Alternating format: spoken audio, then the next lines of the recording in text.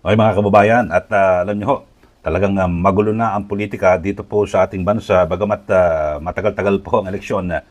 Yung national elections ay sa 2025 pa ho mga kababayan. Pero ngayon ay nagpopormahan na at siyempre yung pampanguluhan ay nasa tagal pa ho, 2028 pa ho mga kababayan. Pero sa ngayon ay napakatindi na ho ng mga nangyari, lalo na ho dyan po sa House of Representatives. Di ba, yung mababang kapulungan ng Kongreso. Kaya muling napatunayan, mga kababayan, na ito hong mga kataga na tinatawag na no permanent friends, mga kababayan, or permanent enemies, only permanent interests. Yan po, at muling napatunayan, yan po sa mababang kapulungan ng Kongreso na alam naman natin na sa mga nakaraan ay magkaalyado, di ho ba? Itong sina Speaker Martin Romualdez at yung mayorya, kasama ho dyan, ito hong si dating Pangulong Gloria Macapagal-Arroyo. So sa ngayon, yung pinakahuling balita ay wala na ho.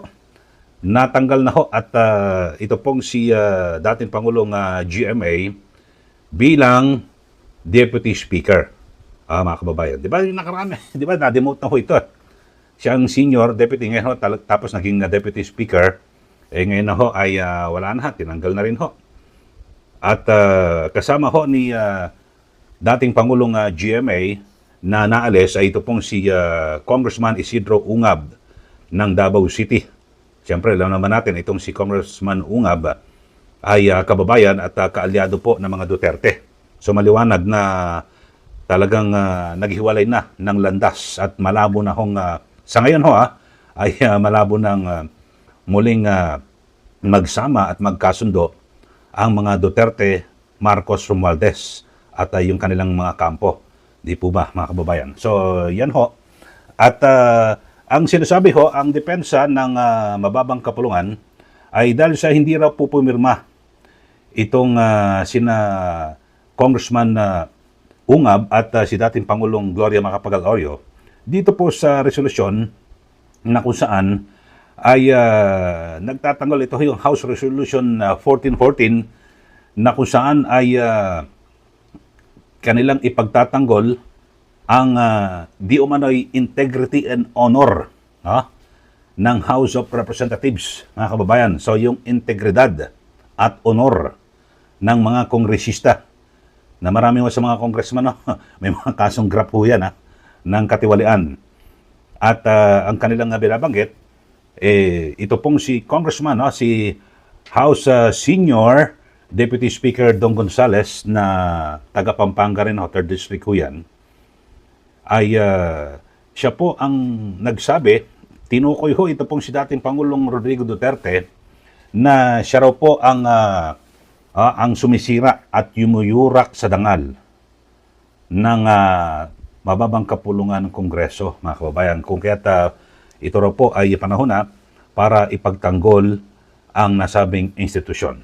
Mr. Chairman, if I'm not mistaken, that was October 6 or first week of October when I heard some bad news regarding the House of the People, our institution.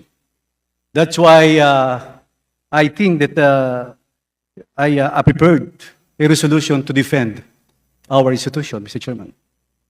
I heard a lot, media, social media, all platforms.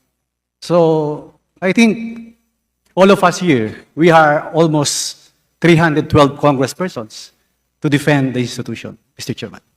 I hate to say this, Mr. Chairman, but when I heard the word rotten, of course, I felt bad regarding Mr. Chairman. I also would feel bad hearing that accusation that the House is rotten. But may we know who uttered that statement? Before I will answer, I will resign now as member and officer of PDP Laban. The former President Rodrigo Roa Duterte, the one who said that, Mr. Chairman. Thank you, Mr. Chairman. So, mga kababayan, balikan natin. Alam niyo ho, itong si Congressman Dong Gonzales, mukhang last term na ho ito, huling unang nahalal to, 2016. So, 2025, last term, 9 years. Baka pagkatapos ho niyan, siyempre, alam niyo naman ho, pag wala na hong, pag baka magpapahinga lang yan, makakuha ulit ng pwesto sa gabinete o kung saan mang posisyon sa ating pamahalaan, mga kababayan. So, ang ipinalit po dito po kay Congressman Arroyo ay ito pong si Isabela, Congressman Antonio Tony Pet Albano. At si kay Ungab naman ay itong si Representative Yasser Balindong, Lano del Sur. So, taga Mindanao din ho ito, mga kababayan. So, sabi po ng liderato ng Kamara, hindi rin pumirme. Pero base po sa isang text message na ipinaabot po ni Congresswoman Arroyo, nasa abroad daw ho siya. Kaya paano siya makakapirma? At bagamat sa kanyang sinabi na magpapatuloy raw ho yung kanyang suporta dito ho kay sa liderato ni House Speaker Martin Romualdez. Pero alam nyo ho, mga kababayan, na talagang dito ho, maliwanag na ho, mga kababayan, na talagang ang Arroyo sa Duterte, magkaalyado ho, di po ba? At ito hong si Martin Romualdez at BBM, Pangulong Marcos Jr., magkakalyado. So ito ho, talagang magkahiwalay na ang tinatahak na landas. Pero parang kailan lang ho, mga kababayan, itong si Gonzales, alam nyo naman ho talagang, kung sa bagay, halos lahat naman ng mga mamabatas kung sino ang nakaupo sa Malacanang, doon ho sila talagang dumidikit. Di ba? Alam niyo naman ho, yung mga politiko natin pagkatapos po ng eleksyon, di po ba, hindi pa nakakapanumpa sa pwesto. Pero halimbawa, meron ng resulta sa COMELEC, nakulipatan na ho yan ng ng partido. Di po ba? Naglilipatan na ho, mga kababayan. So, sa nakaraan, siyempre, itong si Pangulong Rodrigo Duterte, talagang kung paano, kulang na lang, halikan sa puwet Itong si Duterte, di po ba, mga kababayan, nitong si Deputy Speaker Gonzales sa matinding sipsip. Pero ngayon, siyempre, nagpalit na po ng administrasyon at sa ilalim po ng Marcos Jr. administration at ganyan din po sa liderato, diyan po sa Kamara, normal lang ho. Normal na ho sa ating mga politiko na maglilipatan. So, sa kanya naman ho, ito pong si Senior Deputy Speaker Dong Gonzales, nag-resign na ho siya sa partido ni dating Pangulong Rodrigo Duterte, yung PDP laban. Siyempre, alam naman niya na ho na kapag wala na sa administrasyon wala na ho siya magiging pakinabang dito po sa PDP. Kasi siya ho ang lantaran na nagbunyag at kanyang tinukoy na ito pong si Pangulong Duterte, siya raw po ang dumudungis at yumuyurak sa integridad at napakagandang imahe ng mababang kapulungan ng Kongreso. Kayo ba, yung mga ating mga taga-subaybay, maganda ba ang imahe ng mababang kapulungan ng Kongreso? Alam niyo ho, matindi ho ang perception ho dyan Diyan po sa Kamara. Di ba, madalas nga sinasabi, tuta ng Malacanang, kung ano ang sabihin ng Malacanang, yun din ho ang gagawin nila. Ibig sabihin, sunod-sunuran. So, hindi nila sinusunod yung kagustuhan ng kanilang mga constituents o yung kanilang mga kababayan. Di po ba? So, dito ho, alam niyo ho, itong si Deputy Speaker Dong Gonzales, talagang nakapangingilabot ang kanyang binabanggit na talagang ang sabi niya ho, niyuyurakan nyo niyuyurakan daw ang yung kanilang reputasyon. Aba, so yun ho. Pero alam niyo ho, may kasong grab ho ito kinasuhan ho ito ng grab. Alam nga magkano ba ito? 612 million pesos ang ikinaso diyan po kay Congressman Senior Deputy Speaker Dong Gonzales, mga kababayan. So, well, bagamat siyempre yan po ay ano pa naman yan yan po ay dadaan sa proseso ng ating batas at kinakailangang mapatunayan. Pero alam niyo ho ba na sa panahon kung inyo po matatandaan, sa panahon ni Speaker Pantaleon Alvarez, mga kababayan, ito hong si dating Pangulong Gloria Macapagal-Arroyo, tinanggal din ho ito bilang Deputy Speaker. So, yung kasabihan, di ba, history repeats itself. Mangyari kaya ito? sa kasalukuyan. Ibig sabihin, kasi nung matanggal ho, ito hong si dating Pangulong Gloria Macapagal Arroyo, diyan po sa mababang kapulungan ng Kongreso, di po ba? Alam niyo na, yung sumunod na nakasaysayan, natanggal din ho ito hong si Congressman Pantaleon Alvarez bilang speaker, di po ba? Siguro, babalik tanaw lang ho tayo nang tanggalin mo siya, di ba? Ang ipinalit ay itong si Alan Peter Cayetano. Tapos sagati sila sa termino ni Congressman Velasco. So, yun ho, kasi, di ba, nagkaroon po ng parang hidwaan doon at ibinakante yung 11 post diyan po sa House of Representatives, kabilang ho dyan yung deputy speakership para po sa dating Pangulong Arroyo. So, yun ho. So, natanggal ho siya. Alam niyo na yung sumunod, na pangyayari, natanggal din ho sa pagka-speaker ito pong si Pantaleon Alvarez. So, aabangan ho natin kung ang kasaysayan ay mauulit diyan po sa mababang kapulungan. Dahil sa ngayon ho si Arroyo, dating Pangulong GMA, ay tinanggal na rin ho. Pinagbotohan. At kasama niya si Congressman Isidro Ungab. Si dating Pangulo, ang sabi niya ho, nasa abroad siya. At handa pa raw siyang patuloy niyang sinusuportahan. Ito pong liderato ni Speaker Romualdez. Pero si Ungab, tanggap niya ho ang desisyon ng liderato ng Kamara. Siyempre, natural ho, talagang ito, batang Duterte ho ito, mga kababayan. Kahit na pagbalik-balik ta rin mo ito hong si Congressman Ungab, wala ho. Wala ho silang pwedeng gawin ho dyan, mga kababayan. So, yan po, yung mga kaganapan sa mababang kapulungan ng Kongreso. At abangan ho natin yung mga susunod na kabarata.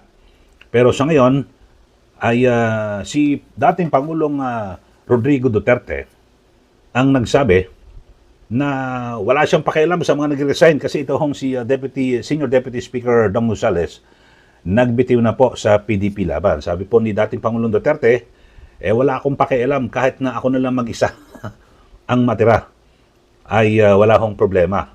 Alam naman natin, ganyan naman ang kasaysayan, di ba? Sa politika dito po sa ating bansa, hindi ko katulad sa, halimbawa, sa Estados Unidos o sa ibang mga bansa na hindi basta-basta lilipat may mga panahon, mag-aantay ka bago ka makalipat ng partido. Pero dito sa atin, isang kisap mata lang ho.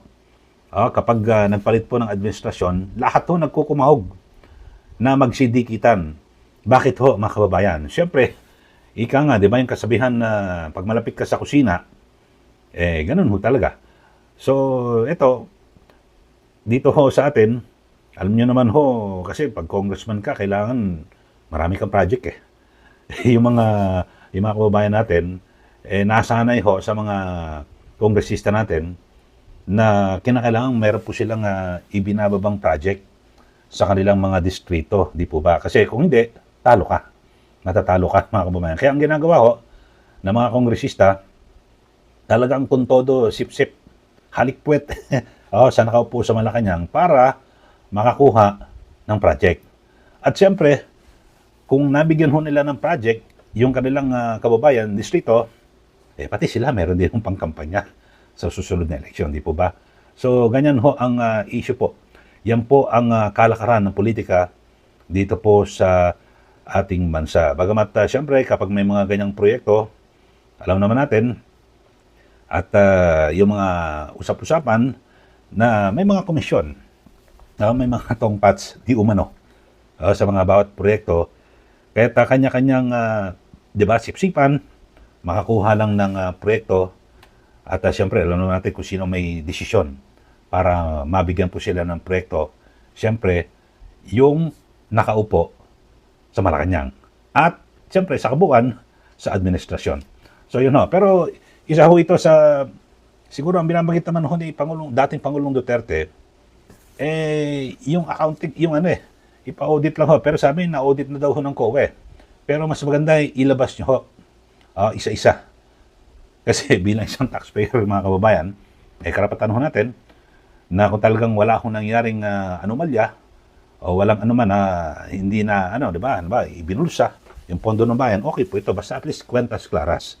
So, abangan ho natin, mga kababayan, yung mga kaganapan sa politika dito sa ating bansa, basta't ang maliwanag ho, Ito ho, tandaan ho natin, maliwanag na wala na po yung unit team.